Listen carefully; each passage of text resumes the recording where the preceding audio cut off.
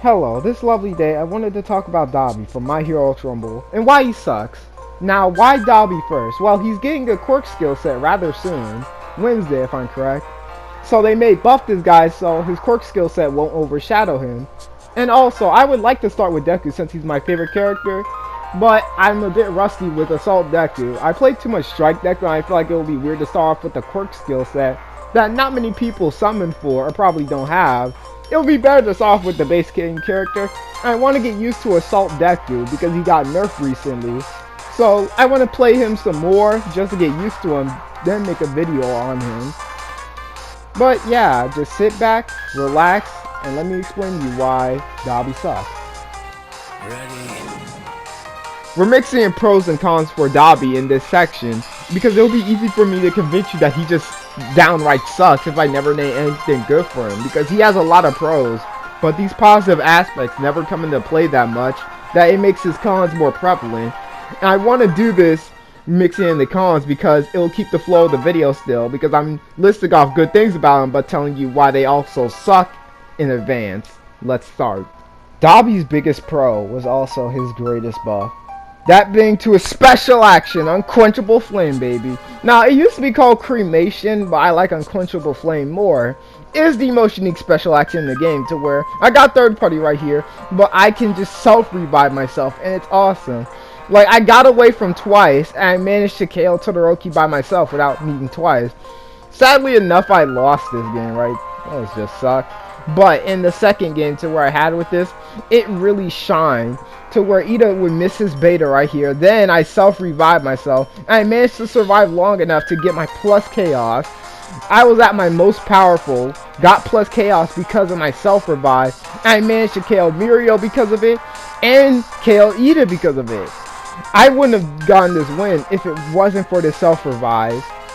But sadly, I only got lucky. Ida missed his beta and the twice wasn't that smart. This is what will happen most of the time since you can't use it while you're getting hit. And that sucks because people will just blitz you down. And in team scenarios, this is where it becomes easier. If your teammates are dedicated, they will definitely protect Dabi long enough to where you can get his self-revive off. But in some scenarios to where Dabi's just by himself, like in this where my teammates disconnected, you're just gonna get jumped and killed without even using your special action. And this also sucks in a team sense since Dabi's thing can just glitch out. And that sucks a lot. They need to fix this. Dabi's special action glitching just sucks. That's another flaw. And reminder, Dabi needs to get into this animation, this certain animation, before he can use it. If he's not in that animation, then there's a slight delay. And he won't use it. I believe this is why it glitches so much. But still, even without it glitching, Dabi just tried to crawl in that animation like I mentioned before, and I still got cloned by twice because he had a fast kill option. And I don't want to say this is a flaw because it's used to prevent storm camping or Dabi. I can see the annoyance, but just saying Dabi cannot use his special action in the storm, which sucks because he was previously able to do that. Now I'm finished talking about Dabi's special action, let's go to his actual quirk skill, shall we? Starting off with his Alpha Arson, a 5-stock long-range attack that has burn damage on it, which is pretty good. Level 4, this caps out at 6 stocks, but now level 9 gives you 8 stocks, which is pretty nice, but everybody knows Arson for its auto-aim. It's beautiful sometimes, the way this fireball will just curve and hit people. It's awesome. The way it just curves to help you out in a battle is so good. Like this situation, for example, where I break the building with my Arson, I'm obscured in my vision, but it still tracks the hitter. Like the way it can just hold your hand is nice. This makes Dabi a nice character to pick up for new players, and it's nice to have that, to where I could just take the mental stress of aiming off of me. It's really good. It's also a blessing and a curse, because the tracking is also pretty bad. Like the way it doesn't track Shigaraki right there, he gets away, and you can just be fast enough to avoid the curve, so that also sucks. And Momo, who's right in front of me, one of my Arsons just goes somewhere else. It's like, okay, bye guy. And this is another situation where it's just terrible. Like I just gave up and started meleeing. It was just sad. But yes, Arson, while also tracking, especially against a movement character, will just hit on an object sometimes, and that also really sucks. Because I'm trying to hit AFO right here, it just tracks the building. It's like, okay, thank you. And Arson doesn't move that fast, So it's easy for movement characters to get away, like this Twice, for example, in that deck in the last play. They just kept going away fast, and Arson just doesn't move that fast to track them. The tracker will just drop off. And Arson's also fairly easy to dodge. Like that Bakugo and the Shiggy, you just rolled right through it. The tracking can just sadly fall off sometimes, and it sucks. And also, going back to the thing to where it just tracks other people, I'm trying to hit the Mirio right here in this scenario.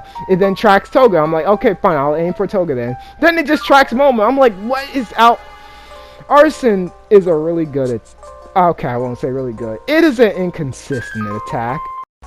Next up on Dabi's skill list is his beta, Shadow Fire, which actually plays into his archetype as a trapper, which is pretty cool. Now, level 1 gives you 3 stocks of Shadow Fire. Level 4 upping this to, you guessed it while we wait, level 4 stocks of Shadow Fire. Then level 9 capping this off at 5, and that's your cap of traps, 5, until they start disappearing. Here's the size comparison between all the levels. You mainly know this attack for just immediately annihilating you, sending you back to the lobby screen if you don't have a reviver. This attack is so good. The fact Dabi can immediately down somebody, run up, then just trap him is so good. Now right here, we're just going to show you how many traps you need to end an opponent. Level 1, you have to spend all 3 of your traps. Level 4 through 8, it also is the same deal but less punishing, so you have 4. Level 9 giving you the generous offer of just 2 traps, which actually surprised me. But yes, one of the main positives of this attack, right, is that it's really fast. Like, it's a nice trade option for how fast it comes out. It can punish an aggressive wake-up option.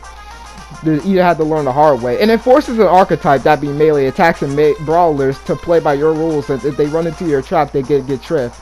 Also, traps last for a really long time, meaning someone can just run into it by accident. And positioning. You can position people to run into your traps when they do a melee move. It's really cool. Traps overall just punish aggressive players, and that's nice. And right here, I position myself, or in Beta Toga, so she used Knife Rush, she tripped, and I managed to get my self-revive off, which is awesome. You can really do great things with this move. And also, it's a nice way to catch wake-ups, like what I did with Eater right here. Pretty cool. And also, out of all the moves, this is the biggest positive. It benefits the most from the zone getting smaller, with people having less options to run, and just you placing traps down, left and right. And a personal take of mine, the attack is really funny. Like, it's pretty funny. I bursted out laughing when that info ran into my trap. But the main negative is, it loses to every projectile. Like, it cannot survive one encounter with something that's not a melee move, and it sucks. Also, it's a bit janky to where it just gave me 30 damage, and it wasn't a collective 30 damage, which sucks. This also happened with the Ida.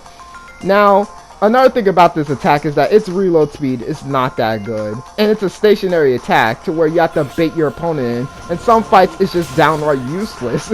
Like this Catastrophe Shiggy, I fight again and I can't do anything with my traps. And going back to the reload speed is just not that good on this attack. It is Dabi's most punishing attack, and that sucks for him, since it has many positives. Lastly, my favorite quirk of Dabi, and the funnest one to use for me, Ring of Fire. A nice little fact you should know. But yes, Dabi's Gamma, its positives are pretty good. It actually does a nice amount of damage when you are positioned well, or you position your opponent well. And it's a nice panic tool, to where it's like if your opponent's panicking and they try to roll out, they can still get hit by it. And I also think it's a pretty good wake-up catch. Like right here, I caught the Bakugo's wake-up, and it can possibly combo into Arson. I don't know though, it's probably a frame trap, but yes. And it also can go through walls, which is a nice surprise against the opponent. And it can also end some characters' game plan against you, like Mystic Breath, to where he mostly attacks you with his alpha, and guess what? Ring of Fire stops that. But here's where my praise ends. 1, Ring of Fire, I said it's a good wake-up catch, not a great one, because you can easily get attacked out of it. And your damage is inconsistent most of the time. Like this twice, I got a lot of damage, but against this Zeta, I only got 2 hits. You need to position yourself well to really get the max amount of damage, or you could just easily end up with a nice 24 damage. Great. But yes, positioning really matters with this attack, and you can also just get knocked out of Ring of Fire, so that just makes the attack pointless, since you have no more projectile defense. And also, at level 1, this move does not last long at all. It gets better when you level it up, right? But still, its duration isn't that good, especially for the nature of the attack where it's supposed to defend you. Also, a little nitpick, this isn't a flaw with it. Why is the fire not wide like Shoto's special actions? The fire is pretty thin. But yes, that's all I have to say for Ring of Fire, sadly enough. Now that we finished with Dabi's quirks, let's go over some final positives about him. One being that he has 350 HP. Combine this with his defensive options like Shadow Fire to negate melee and Ring of Fire to block projectiles. Then Dabi can reliably live for a long time and even escape dangerous situations. Dabi's also good at protecting downed allies with gamma blocking projectiles and placing traps on your ally. This can force people to just not really aggress too hard, and it negates projectile players for just blasting them from afar. This means Dabi can reliably stall or ward off enemies, which is pretty nice, having you being safely revived. Everybody knew this was coming, I held off on it, but yes. One of Dabi's major issues is that he has no movement to escape a fight. Now right here, if you're just caught alone as Dabi, you can easily get bullied down by a group of people. Then in solos, if you just encounter a better player or you just find yourself in a hard matchup and you're low on health, you can't run away from the fight, and you're most of the time not going to revive yourself because they won't let you get the chance to. And this also works in the reverse, to where if you are beating up the opponent, they could just run away from you. He has no movement to catch up to them, and his tracking won't help him sometimes. Like for example, this Toga. She got away from my tracking. I'm trying to find her. I'm like, okay, where'd she go? She's over there. I'm trying to be like, okay, let me catch up to her quickly. Too late, and she's gone from the fight. Sadly enough, that Mount Lady killed me this game, as you've seen. But it sucks for Dabi that he's a trapper, and he can't trap his opponents to force them to stay in the fight. It's a terrible time for Dabi, but that's all I have to say about the no movement.